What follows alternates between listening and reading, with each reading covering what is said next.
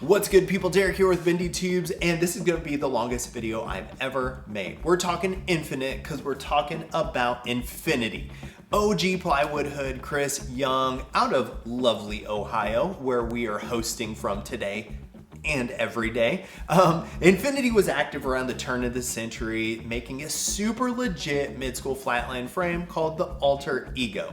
19-inch top tube, 13.75 chainstay with a 75-degree head tube angle. Those dims are spot on with all the good bikes of that era. But man, there are two details that really stand out about this frame. Number one, the platform was optional, which is rad in and of itself, but it was a unique style. It wasn't bent, it wasn't standalone, it wasn't twin top tubed.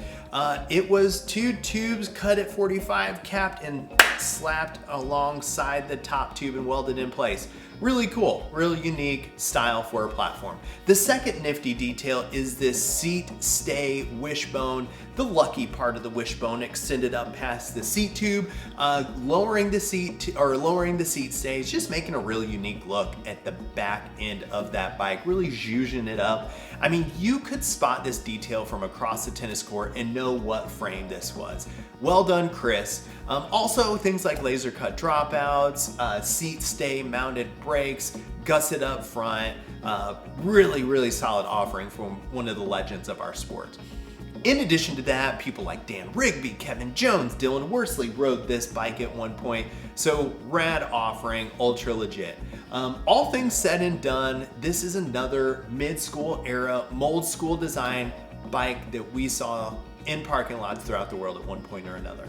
After the Alter Ego, Infinity made the Bleeder, a street bike in the same design language with a 20.5 top tube, and it's ultra rare. There are like maybe 4 that have ever been made. So if you got one, really cool. Now, what do Chris Young and Pat at Flatline Fuel have in common? It's a name. And it's not Chris or Pat, it's Infinity. So while we're here, let's talk about Infinity Cycles 2.0. A reliable source let me know that at one point, Chris sold the brand to Pat, and that's what kept this Infinity Circle going, or Infinity Roll. Roll back, Infinity Roll. Infinity? Infinity. Ugh. Word becomes sound. What's that called again? Semantic satiation. After Pat bought the brand from Chris, he built Infinity Cycles alongside the distribution company Flatland Fuel. Pivotal seats, railed seats, this awesome right here. I've had the seat post forever. It's one of the things I want to keep on any bike I ride. So there you go. And some of the best pegs that I've ever ridden. But in 2017, Pat said S&M hasn't really made a new flatland frame in a while, so he reached out to Chris and said, hey Chris, you want to build a flatland frame? And he said, yeah. So he said, cool, let's do it. And the 2017 Infinity Ka was born. Before I talk about the frame, those pegs, man, those things were so good. Ran them for years, had them on the Zion, I think. Ultra functional, low cost, like great entry point, tapered, knurled, rounded at the end, made by Armor Bikes. So good, such a good peg. Back to the frame, 19 or 19.5-inch top tube, super sexy 74.5-degree head tube angle with the rear end just at 12.8 to 13.6 inches. Straight tube, new school, but you know, it's got the legendary S&M build quality. Sleeve gussets, beautifully machined logo up front, removable brake hardware, ultra clean bike.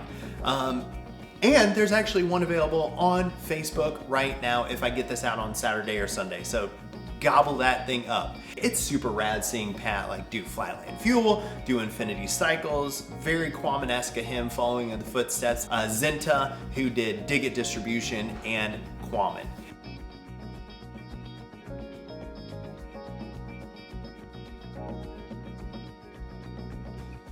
And since I'm here and mentioned S&M, we're gonna put that one on the back burner. S&M was a BFD with their HAF and LAF, so S&M is TBD for now. But both versions of Infinity were spot on. Thank you, Chris. Thank you, Pat, for these legendary mid-school and new school bikes. As always, D with BT, we're out of here.